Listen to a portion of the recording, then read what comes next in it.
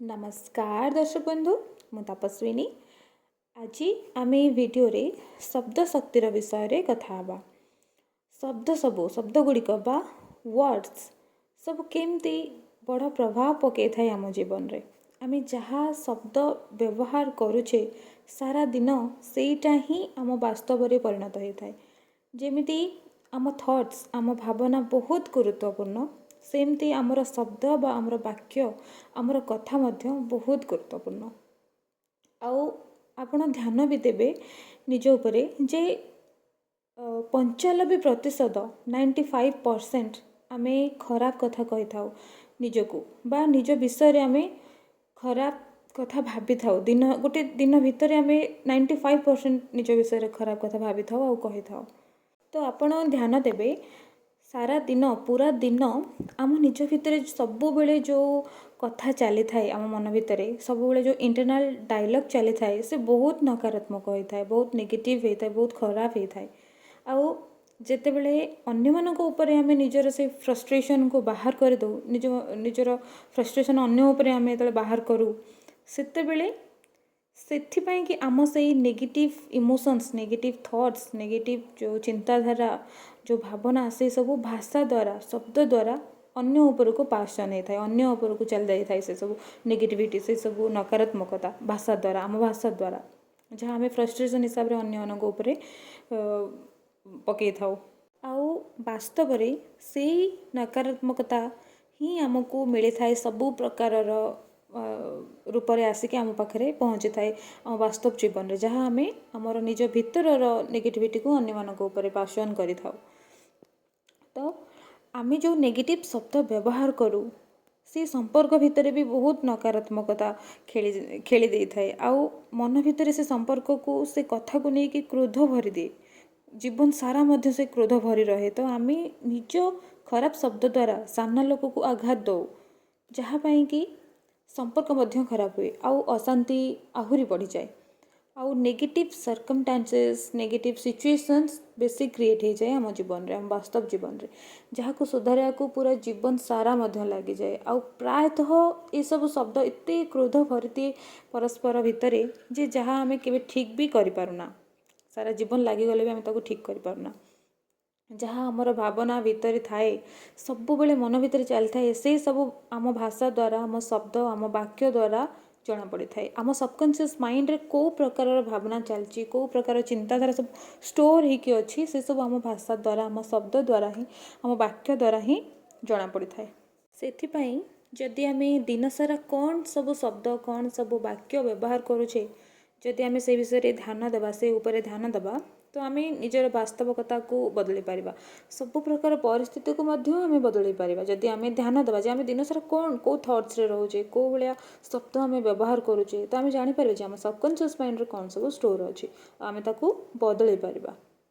तो एमती बहुत भल भल चरित्र लोक मैंने था जे कि निजर जीवन में बहुत किसी कष्ट जंत्रणा को सामना करिसेंती, किंतु से एबे एते तांको भितर नेगेटिविटी भरी जाइए, सबकॉन्शियस माइंड रे नेगेटिविटी भरी जाइए, दुख जंत्रणा सब दबिकी रही जाइए, सप्रेस होकर रही जाइए, जे से माने तांको थॉट्स प्रोसेस बहुत नेगेटिव रोचे सब बेले। आउ सी ताको भाषा द्वारा बहुत खराब भाषा रे ताको प्रेजेंट करूछंती बाहर, तांकर भाषा बहुत खराब हो जाइए, प्रत्येक कथार खराब भाषा कहवा, ऑड लैंग्वेज यूज करवा, अन्य मान को आघात देला परी कथा कहवा, तांकर गोटे बहुत बड़ आकार समस्या है कि एटा सृष्टि होउछि।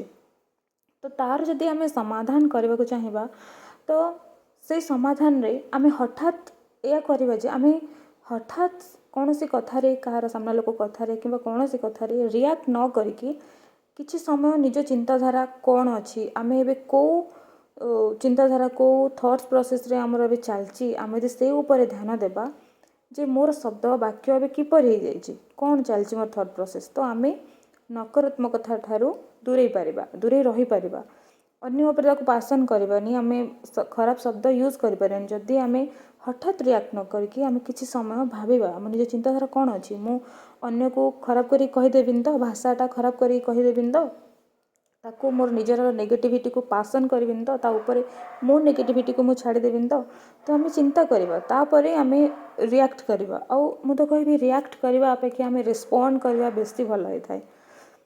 ତ ସମାଧାନରେ ଆମେ ଏମିତି କରିପାରିବା। ଆଉ ଗୋଟେ ଆମେ ସମାଧାନରେ କରିପାରିବା, ଆମେ ଯେତେ ପାରିବା ନିଜ ଥଟ୍ସକୁ, ନିଜ ଭାବନାକୁ, ନିଜ ଚିନ୍ତାଧାରାକୁ ଶୁଦ୍ଧ ରଖିବା, ସକାରାତ୍ମକ ରଖିବା। ନିଜ ଭିତରେ ଯେଉଁ ଇଣ୍ଟରନାଲ୍ ଡାଇଲଗ୍ ଆମର ଚାଲେ ନା, ଆମେ ସବୁବେଳେ ମନ ଭିତରେ ଗୋଟେ ଚିନ୍ତାଧାରା, ଦିନ ସାରା ଆପଣ ଦେଖିବେ ଚିନ୍ତାଧାରା ଗୋଟେ ପ୍ରକାର ଚାଲିଥିବ ଆଉ ବହୁତ ନେଗେଟିଭ୍ ଚିନ୍ତାଧାରା ସେ ଥିବ। କେହି ଆମକୁ ଆଘାତ ଦେଲା ତା ବିଷୟରେ ଆମେ ଖରାପ ଭାବୁଥିବା, ନିଜ ବିଷୟରେ ଆମେ ଖରାପ ଭାବୁଥିବା, ନିଜକୁ ଖରାପ କହୁଥିବା ଯେ ମୁଁ ମରିଯାଆନ୍ତି କି ମୋର ଏତେ ହେଉଛି, ମୋତେ କେହି ଭଲ ପାଉନାହାନ୍ତି। ବହୁତ କିଛି ଆମେ ନିଜ ବିଷୟରେ ଆମେ ନେଗେଟିଭ୍ ଚିନ୍ତାଧାରା ଆମେ ମନ ଭିତରେ ଚାଲିଥାଏ, ଥଟ୍ସ ଚାଲିଥାଏ ସବୁବେଳେ। ତ ଆମେ ଯେତେ ପାରିବା ନିଜ ଥଟ୍ସକୁ, ନିଜ ଭାବନାକୁ, ଚିନ୍ତାଧାରାକୁ ଆମେ ଶୁଦ୍ଧ ରଖିବା, ସକାରାତ୍ମକ ରଖିବା, ତ ଅଟୋମେଟିକାଲି ଆମ ଶବ୍ଦ ପଜିଟିଭ୍ ହିଁ ବାହାରିବ। ତ ଆମ ଥଟ୍ସ ପଜିଟିଭ୍ ରହିବ, ଆଉ ଆମ ଥଟ୍ସ ପଜିଟିଭ୍ ରହିଲେ ଆମର ସବକନସିୟସ୍ ମାଇଣ୍ଡ ବି ପଜିଟିଭ୍ ଜିନିଷ ହିଁ ଷ୍ଟୋର୍ କରିକି ରଖିବ। ତ ଆମର ଭାଷା ବି ଅଟୋମେଟିକାଲି ପଜିଟିଭ୍ ହିଁ ବାହାରିବ। ଓକେ, ଆଉ ଆପଣ ଆଉ ଗୋଟେ ଆମେ କରିପାରିବା ସମାଧାନରେ, ଆପଣ ପଜିଟିଭ୍ ଏଫର୍ମେସନ୍ ଦିନସାରା ଭିତରେ ଆପଣ କହିପାରିବେ। ଯାହା ସମସ୍ୟା ଜୀବନରେ ଆପଣଙ୍କର ଚାଲିଛି ତା'ର ସମାଧାନର ବାକ୍ୟ ଆମେ ଏଫର୍ମେସନ୍ କରିକି ହିଁ କହିପାରିବା। ବାକ୍ୟ ଦ୍ୱାରା ବାରମ୍ବାର କହିପାରିବା, ଯାହାଦ୍ୱାରା ଆପଣଙ୍କର ସବକନସିୟସ୍ ମାଇଣ୍ଡକୁ ପଜିଟିଭ୍ ସିଗ୍ନାଲ୍ ଯିବ ଆଉ ଆପଣ ବାସ୍ତବ ରୂପେ ସକାରାତ୍ମକତାକୁ, ସୁସ୍ଥତାକୁ ନିଜ ଜୀବନରେ ଘଟେଇ ପାରିବେ, ବାସ୍ତବ ଜୀବନରେ ଘଟେଇ ପାରିବେ। ଯେମିତିକି ଆପଣ ଏମିତି ଏଫର୍ମେସନ୍ ଦିନସାରା ଭିତରେ କହିପାରିବେ ଯେ ମୁଁ ବହୁତ ସୁସ୍ଥ ଅଟେ, ମୁଁ ସୁସ୍ଥ ଅଟେ, ମୁଁ ଶାରୀରିକ, ମାନସିକ, ଭାବନାତ୍ମକ ଏବଂ ଆଧ୍ୟାତ୍ମିକ ଭାବେ ମୁଁ ସୁସ୍ଥ ଅଟେ। ଏମିତି ଆପଣ କହିପାରିବେ ଆଇ ଆମ୍ ହେଲ୍ଦି। ଆଉ ଆପଣ ଏମିତି କହିପାରିବେ ଆଇ ଆମ୍ ବ୍ଲେସ୍ଡ, ମୁଁ ଆଶୀର୍ବାଦପୂର୍ଣ୍ଣ ଅଟେ, ମୁଁ ସୁନ୍ଦର ଅଟେ, I am beautiful, I am full of ପ୍ରସ୍ପରିଟି। ଏମିତି ବି ଆପଣ କହିପାରିବେ। କିଛି ବି ଆପଣଙ୍କର ଯାହା ବି ସମସ୍ୟା ଚାଲିଛି ଆପଣ ତା'ର ପଜିଟିଭ୍ ଏଫର୍ମେସନ୍ କରିପାରିବେ, ତା'ର ପଜିଟିଭ୍ ବାକ୍ୟ ଆପଣ ବାରମ୍ବାର କହିପାରିବେ ଭାଷା ଦ୍ୱାରା, ନିଜ ମନରେ କହିପାରିବେ, ଥଟ୍ସ ପ୍ରୋସେସ୍ ଦ୍ୱାରା, ନିଜର ବାକ୍ୟ ଦ୍ୱାରା ବି କହିପାରିବେ ଆପଣ। ଆଉ ଆତ୍ମପ୍ରେମ ମଧ୍ୟ ବହୁତ ଜରୁରୀ।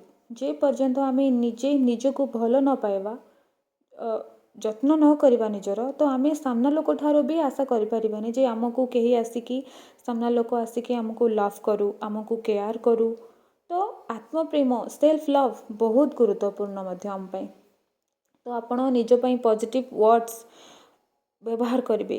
ଆଇ ଲଭ୍ ମାଇ ସେଲ୍ଫ, ମୁଁ ନିଜକୁ ବହୁତ ଭଲ ପାଏ। ଏମିତି ବହୁତ କିଛି ନିଜ ବିଷୟରେ ଆଇ କେୟାର ମାଇ ସେଲ୍ଫ, ନିଜ ପାଇଁ ଆପଣ ବହୁତ ପଜିଟିଭ୍ ଏଫର୍ମେସନ୍ ବି ଆପଣ କହିପାରିବେ, ପଜିଟିଭ୍ ୱାର୍ଡ଼ ଆପଣ ୟୁଜ୍ କରିପାରିବେ ନିଜ ଥଟ୍ ପ୍ରୋସେସ୍ରେ, ନିଜ ଭାଷା ଦ୍ୱାରା ଆପଣ ଦିନସାରାରେ ଆପଣ ଏମିତି କରିପାରିବେ। ଯେମିତି ଯେମିତି ଆପଣ ସେଲ୍ଫ ଟକ୍ ପଜିଟିଭ୍ ରଖିବେ, ଇଣ୍ଟରନାଲ୍ ଡାଇଲଗ୍ ପଜିଟିଭ୍ ରଖିବେ, ମାନେ ନିଜ ଭିତରେ ଯେଉଁ ଭାଷା ଭାବନା ସବୁବେଳେ ଚାଲେ ତାକୁ ଭଲ ଶୁଦ୍ଧ ସକାରାତ୍ମକ ରଖିବେ, ତ ଆପଣ ଅଟୋମେଟିକାଲି ଆପଣଙ୍କ ସବକନସିୟସ୍ ମାଇଣ୍ଡରେ ପଜିଟିଭିଟି ଷ୍ଟୋର୍ ହେବ ଆଉ ଆପଣଙ୍କ ଶବ୍ଦ ବାକ୍ୟ ମଧ୍ୟ ସକାରାତ୍ମକ ହେବ ଅଟୋମେଟିକାଲି। ତ ଆପଣ ନେଗେଟିଭ୍ ଭାଷା କହିବା, ଅର୍ଡ଼ ଲାଙ୍ଗୁଏଜ୍ ବ୍ୟବହାର ନ କରିକି ସବୁବେଳେ ପଜିଟିଭ୍ ଲାଙ୍ଗୁଏଜ୍ରେ ରୁହନ୍ତୁ, ପଜିଟିଭ୍ ଭାଷା କୁହନ୍ତୁ, ପଜିଟିଭ୍ ଥଟ୍ସରେ ରୁହନ୍ତୁ। କାରଣ ଆମ ବାକ୍ୟ ବହୁତ ବହୁତ ଗୁରୁତ୍ୱପୂର୍ଣ୍ଣ, ଶବ୍ଦର ବହୁତ ଶକ୍ତି ଅଛି। ଆପଣ ଯେଉଁ ଶବ୍ଦଟା ଏବେ କହିଦେଉଛନ୍ତି ନା, କିଛି ନ ଭାବିକି ରିଆକ୍ଟ କରୁଛନ୍ତି, ଖରାପ ନକାରାତ୍ମକ ଶବ୍ଦ କହୁଛନ୍ତି ନା ନିଜ ଭାବନା ହିସାବରେ, ସେ ବହୁତ ବଡ଼ ଖରାପ ପ୍ରଭାବ ପକାଇଥାଏ ସାମ୍ନା ଲୋକଙ୍କ ଉପରେ, ଆଉ ସିଏ ଇନଡାଇରେକ୍ଟଲି ଆମ ଉପରେ ବି ବହୁତ ଖରାପ ପ୍ରଭାବ ପକାଇଥାଏ। ତ ଭାଷାର ବହୁତ ଶକ୍ତି ଅଛି। ଭାଷାକୁ ସବୁବେଳେ ପଜିଟିଭ୍ ରଖନ୍ତୁ, ସବୁବେଳେ ପଜିଟିଭ୍ ଥଟ୍ସରେ ରୁହନ୍ତୁ। ଓକେ ଦର୍ଶକ ବନ୍ଧୁ, ଆଶା କରୁଛି ସମସ୍ତଙ୍କୁ ମୋର ଏ ଇନଫର୍ମେସନ୍ ଭଲ ଲାଗିଥିବ, କିଛିଟା ସାହାଯ୍ୟ କରିଥିବ। ଆଉ ସବୁବେଳେ ନିଜର କନସିୟସନେସ୍କୁ, ନିଜର ଚେତନାକୁ ଉଚ୍ଚ ରଖନ୍ତୁ, ଉଚ୍ଚ ସ୍ତରକୁ ନିଅନ୍ତୁ, ଉଚ୍ଚ କରିବାରେ ଅଗ୍ରସର ରୁହନ୍ତୁ। ଏବେ ରହୁଛି, sending you lots of unconditional love, light and happiness.